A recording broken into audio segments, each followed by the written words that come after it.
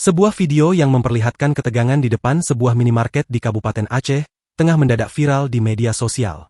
Sejumlah emak-emak yang mengaku sebagai warga terdampak bencana diduga nyaris melakukan aksi pembobolan dan penjarahan di Alfamart Pengasingan.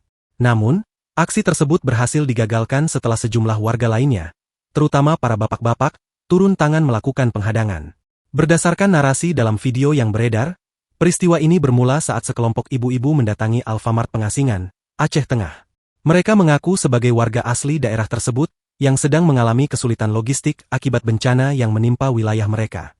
Dengan alasan perut lapar dan kebutuhan mendesak, mereka diduga hendak mengambil barang-barang di dalam minimarket tersebut tanpa membayar atau melakukan penjarahan. Beruntung, rencana aksi penjarahan tersebut tercium oleh warga sekitar. Melihat situasi yang mulai tidak kondusif, sejumlah pria atau bapak-bapak segera mengambil tindakan tegas. Bukan tanpa alasan, para bapak-bapak ini melakukan pencegahan demi hal-hal menghindari tindakan anarkis. Warga tidak ingin kondisi bencana justru dimanfaatkan untuk tindakan kriminal yang merugikan pihak lain. Warga asli daerah terdampak selama ini dikenal sangat tertib dan sabar meski dalam kondisi sulit. Aksi penjarahan dikhawatirkan akan merusak citra seluruh warga di mata publik. Dengan menghentikan aksi tersebut sejak awal, warga berharap bantuan resmi bisa segera datang tanpa harus ada kericuhan.